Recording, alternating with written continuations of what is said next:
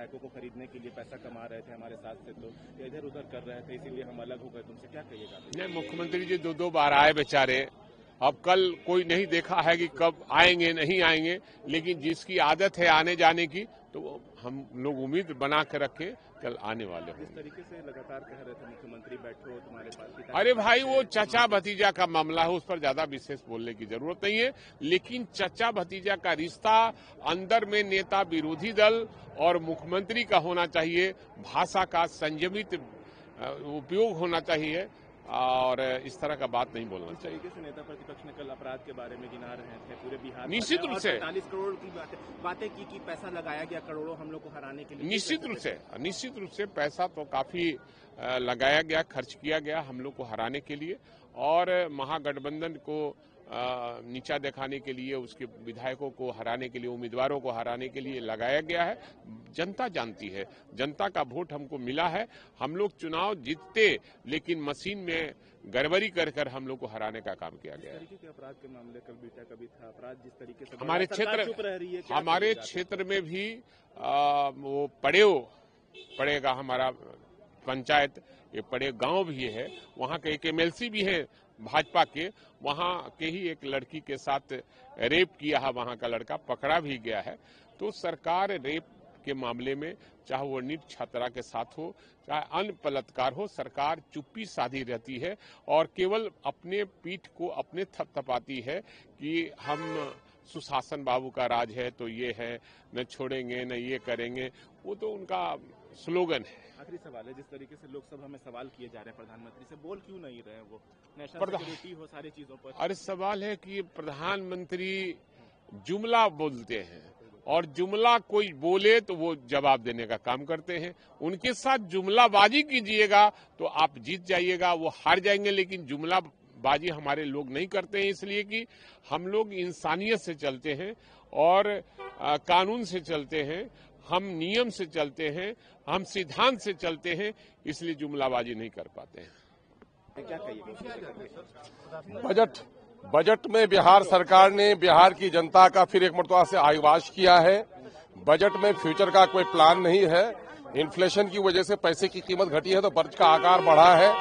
चूंकि GST में लोगों का खून चूसा जा रहा है, पेट्रोल की कीमत में लोगों का खून चूसा जा रहा है, नकली दवाइयां दी जा रही हैं, जिससे मैं समझूंगा बजट चूचू का मुरब्बा है। इस बजट से कुछ भी बिहार का काया पलट होने वाला नहीं है। इस तरीके से दावा किया जा रहा है और खास करके मैं कहता हूं कि माइनॉरिटी का बजट, माइनॉरिटी की हालत, जो डिफरेंट टाइप के रिपोर्ट्स आ रहे हैं, मीडिया रिपोर्ट्स हो, NGOs के रिपोर्ट हो, सरकारी आंकड़े बोलते हैं, वो ये बोलते हैं कि माइनॉरिटी की हालत अत्यंत दयनीय है।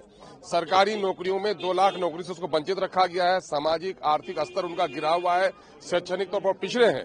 ऐसे वक्त में माइनॉरिटी के लोगों का बजट बढ़ाना चाहिए था, माइनॉरिटी का बजट और काट दिया गया है। सीमांचल का क्षेत्र जो ये लोग कहते हैं कि हम समानता पर काम करते हैं, इंसाफ के साथ तरक्की की बात करते हैं, सीमांचल का क्षेत्र सबसे पिछड़ा है, बाढ़ से प्रभावित है, कटाव से प्रभावित है, कैंसर रोग सबसे ज्यादा प्रभावित है। न वहां के लिए कोई मेडिकल इंस्टीट्यूट, न वहां पर रिसर्च का कोई संस्थान कायम किया गया। अभी महावीर कैंसर इंस्टीट्यूट की रिपोर्ट है कि सीमांचल की आबादी 10वां हिस्सा है, लेकिन यहाँ पर 30वां हिस्सा बीमारी का सीमांचल से आ रहा है। तो सीमांचल के साथ और वो हुआ है। सबसे बड़ी बात होती है बजट में कि लोगों का, अगर ये बजट साइज बढ़ा रहे हैं तो लोगों की आय बढ़ रही कि नहीं बढ़ रही है। तो आप देखेंगे कि पर कैपिटा इनकम पूरे देश में सबसे कम अगर है तो बिहार में है। तो फिर क्या पीठ थपथपा रहे हैं ये? अरे मैं कह रहा हूँ, एक रिकॉर्ड कायम किया नीतीश कुमार जी की सरकार ने कि 20-25 साल की सरकार मामूली बात नहीं है, और वो डिक्टेटरशिप की सरकार।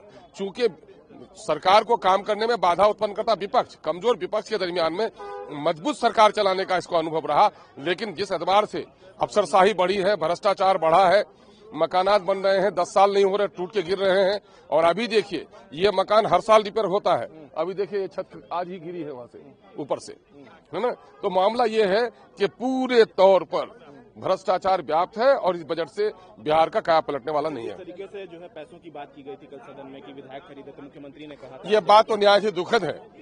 ये बात न्याय से दुखद है कि माननीय मुख्यमंत्री इस तरह का जुमला बोलें, तो ये तो मैटर ऑफ इंक्वायरी होनी चाहिए कि इस तरह का जुमला बोलें। इससे इसके माने ये है कि भ्रष्टाचार को सब लोगों ने ठंडे पेटों बर्दाश्त कर लिया है गोया। ये बहुत अपराध का मामला तो खुली गंगा नदी बह रही है ना। अरे माइनॉरिटी की एक महिला है ना, 6 बच्चे की माँ है, किडनैप की जाती है, रेप होता है और गेहूं के भूसे में छुपाया जाता है। यहाँ पर हमारा एक बिहारी है, वहाँ गुलाबबाग का मक्का का व्यापारी है, दिन दहाड़े गोली चलाई जाती है। नीट की छात्रा बेटी पढ़ाओ बेटी बचाओ, बेटियां महफूज नहीं है। कपड़े का व्यवसायी है, नवादा नालंदा में माननीय मुख्यमंत्री के घर पर उसकी मॉब लिंचिंग हो रही है। तो लॉ एंड ऑर्डर नाम की कोई चीज नहीं है। अभी अभी पटने में 2 इंच जमीन के लिए लोगों की लाशें निकल रही हैं। तो भाई कहीं न कहीं, और सबसे बड़ी बात यह है कि लोकतंत्र में जब अफसरों के मिजाज पर लगाम नहीं लगाया जाएगा तो कहीं भी भ्रष्टाचार पर काबू नहीं पाया जा सकता है। ये बेलगाम के घोड़े की तरह चल रहा है। बजट हुआ है, ये बिहार के विकास से नेता बढ़ाने का काम करते हैं। बजट जो हुआ है निश्चित तौर पर बिहार के हित में हुआ है, बिहार के विकास के लिए हुआ है। हमेशा बजट बढ़ता रहा, उनके कार्यकाल में बजट का आप देख सकते हैं। बजट बढ़ा है, बिहार का विकास होगा और बिहार के विकास के नेता हमेशा लगे रहते हैं। और निश्चित तौर पर आदरणीय नीतीश कुमार जी का देन है कि आने वाले दिनों में पूरे देश के विकास के मानचित्र पर नंबर 1 का मेरा बिहार होगा। जिस तरीके से कल मुख्यमंत्री ने कहा कि विधायकों को खरीदा जा रहा था, तेजस्वी यादव जब सरकार में थे, इधर उधर कर रहे थे। हमारे नेता को सब कुछ मालूम है, इसलिए उन्होंने बोल दिया, सारी जानकारी है। महिलाओं के साथ अत्याचार, लेकिन इसको कोई देखने वाला नहीं। मुख्यमंत्री जी सरकार की तरफ से ध्यान दे रहे थे, जवाब दे रहे थे, लेकिन एक बार भी उन बच्चियों के प्रति संवेदना प्रकट नहीं किया जिन बच्चियों के साथ रेप हुआ था।